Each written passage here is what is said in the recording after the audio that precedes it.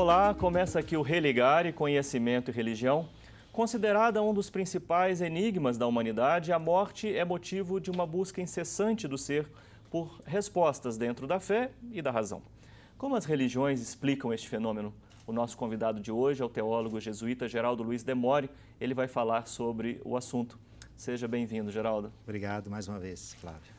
Acompanhe as notícias do Religare pelo site da TV Horizonte. O nosso endereço é www.tvhorizonte.com.br/religare. Na página você acessa os vídeos das entrevistas e fica sabendo sobre o que acontece no programa. Nós estamos também nas redes sociais. Procure por Religare, Conhecimento e Religião e deixe seus comentários para a nossa equipe. Geraldo, quais são as principais crenças sobre a vida após a morte? Penso que fundamentalmente são duas grandes crenças. As crenças reencarnacionistas e as chamadas crenças na ressurreição dos mortos, Sim. fundamentalmente. Essas crenças, elas se complementam ou elas são radicalmente distintas? São bastante distintas.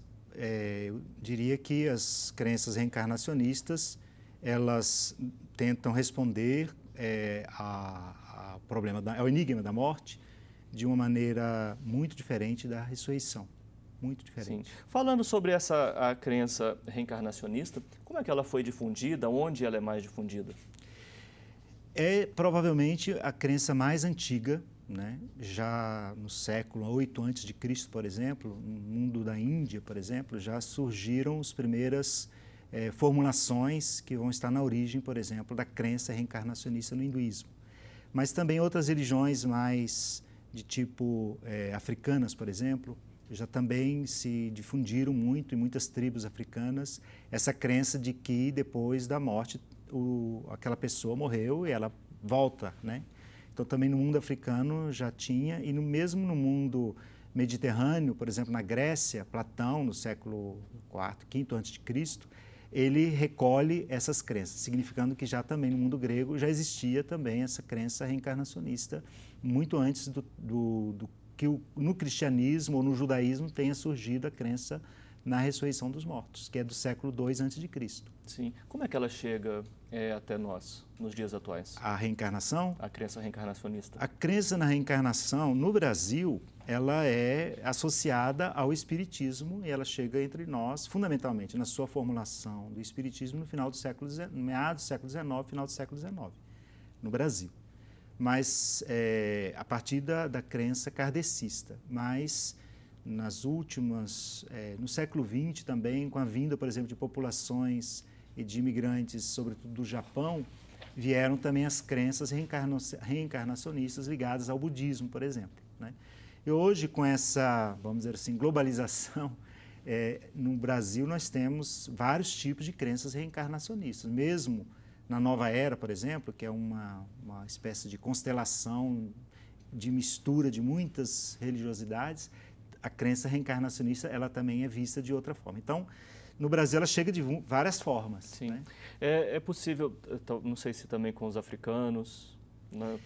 Com os africanos, nós poderíamos dizer que entre os africanos tem duas crenças fortes nas religiões africanas. A primeira é o culto dos ancestrais, que é muito forte até hoje, mesmo na África, né? Que não necessariamente significa a volta daquela pessoa que morreu. Ele é um ancestral, ele foi, digamos assim, erigido como uma espécie de grande protetor daquela tribo, daquela família, mas não necessariamente ele vai se reencarnar. Mas também algumas, porque no mundo africano é muito diverso, são muitas crenças, né? Mas algumas crenças também vieram também com perspectiva reencarnacionista. No Brasil se mesclaram, né, as crenças africanas, as crenças indígenas, porque no mundo indígena aqui brasileiro havia crença no mundo dos espíritos. Por exemplo, os pajés, eles saíam do corpo e iam ao mundo dos espíritos. Então, no Brasil chegou tudo isso lá no final do século, quer dizer, já desde a época que vieram os colonizadores, mas como a crença reencarnacionista espírita chegou no século XIX e começou a haver também uma espécie de pluralismo religioso já com a separação igreja-estado, então isso começou a se difundir mais no final do século XIX. Sim.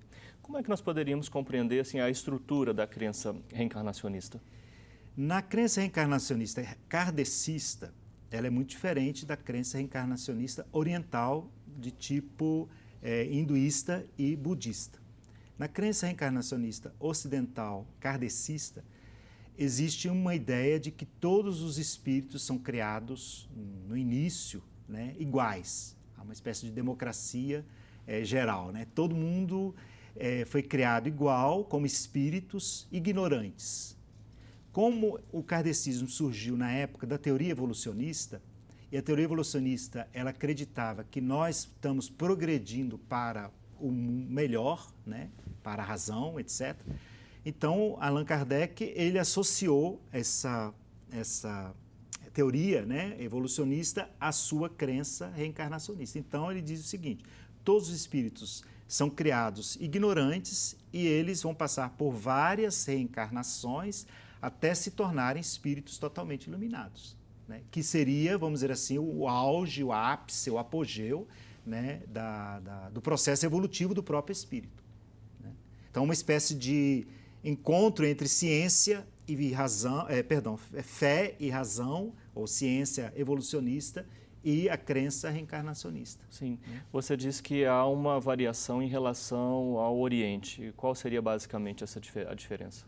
A diferença é que no Oriente, primeiro são duas grandes, digamos assim, duas grandes crenças, a hinduísta e a budista, né? Na hinduísta, a reencarnação ela é vista como uma espécie de, quer dizer, é uma segunda chance, mas enquanto você se reencarna, você, digamos assim, você não alcançou o ápice, né? Não tem o processo evolutivo, mas eles dizem o seguinte no hinduísmo: enquanto você está apegado, né, ao mundo, e tudo que você faz deixa um traço, eles chamam de karma, né? Tem um efeito. Então, se o que você fez foi ruim, deixou um efeito negativo. Então, você vai ter que voltar, né, de novo para corrigir aquele efeito negativo que você deixou, né, na matéria, né? O espírito encarnado na matéria deixou. Então, a reencarnação tem a ver com a lei do karma, né? Tanto no budismo quanto no hinduísmo. Só que, para o budismo, quanto mais você consegue se desapegar, eles têm toda uma teologia, uma espiritualidade do desapego, né? Isso através dos diferentes exercícios que eles fazem, vamos dizer assim, exercícios espirituais, entre eles, né, todas as diferentes formas de exercícios que eles fazem espirituais, né? Também o jejum, etc., né? Então, quanto mais você vai se desapegando deste mundo, você vai, digamos, pagando a lei do karma. Você vai, vamos dizer assim, cumprindo a sua missão, e então você vai desapegando. Então, nesse momento, você não vai se reencarnar mais. Você, eles chamam Atma, que seria a alma, ela vai entrar na grande comunhão com o todo, com o Brahma, né? Essa é a perspectiva hinduísta. Na perspectiva budista, também tem a ver com o apego. Então, para eles, todo o caminho, assim, são vários budismos, né? Mas todo o caminho budista seria para você chegar a um tal nível de desapego que eles vão chamar de nirvana. Aí, nesse momento, também você desaparece, né? E você, vamos dizer assim, é iluminado, né? Então, não tem mais reencarnação. Sim. Tanto no budismo quanto no hinduísmo. Como é que essa crença reencarnacionista ela responde à problemática do mal, à questão do sofrimento, das injustiças? Ela explica porque ela diz o seguinte: olha, eu fiz os atos que eu cometi maus, deixaram efeitos sobre as pessoas, então há uma espécie de noção de responsabilidade moral, né? E enquanto eu não, digamos, pagar por este mal, eu vou continuar me reencarnando. Então, há um processo assim, quase que de, vamos dizer assim, de justiça cósmica, né? Por aquilo que eu fiz de bom ou de mal, porque se eu fiz de bom, no fundo eu não vou me reencarnar mais. Quanto mais eu me aproximo de uma perfeição moral, menos eu estou sujeito aos processos de reencarnação. Então, e também a ideia de uma espécie de segunda chance, que o Espiritismo vai pegar muito isso no Brasil, né? Como se eu tenho uma outra chance, né? Então, eu fiz o mal numa vida, na próxima vida eu vou pagar por aquele mal que eu fiz, né? E por isso, digamos assim, o problema do mal ele vai ser resolvido de alguma maneira, né? Então, o mal nunca fica sem pagamento, vamos dizer assim. Seriam os dois princípios básicos. Eu penso que, fundamentalmente, se a gente, assim, simplificando muito, né? Porque, na verdade, as diferenças são muito grandes. Mas, sobretudo, entre a crença reencarnacionista no Espiritismo e a crença reencarnacionista no mundo que eu chamaria mais asiático. São muito diferentes. Mas eu acho que, fundamentalmente, essa lei da justiça, que eu chamaria cósmica, né? Ela ou da retribuição, né? Enquanto eu fiz o mal, eu tenho que pagar pelo mal que eu fiz, né? Não existe uma noção assim de uma salvação gratuita, eu acho, né? No fundo, você fez o mal, você é responsável pelo mal que você fez, você vai ter que pagar numa outra vida. Sim, e isso determina o próprio caminho da alma. Né? O próprio caminho da alma, exatamente, né? No caso das religiões orientais, na verdade, a alma ela vai para digamos assim, no fundo, a alma depois ela desaparece, né? No oceano que chamaríamos do Brahma, né? Digamos assim, toda a ideia holística está muito forte no Oriente, né? Então, como se há um desaparecimento da alma. Enquanto no Espiritismo, eles receberam uma influência do cristianismo com a noção de pessoa. Então, a alma é a mesma, embora passou por várias reencarnações, são várias figuras, várias pessoas, mas no final vai permanecer a pessoa. Então, há uma diferença com relação também à crença budista e hinduísta. Eu estou conversando com o teólogo jesuíta Geraldo Luiz Demore sobre perspectivas sobre a crença na vida após a morte. Nós vamos fazer um breve intervalo, voltamos já.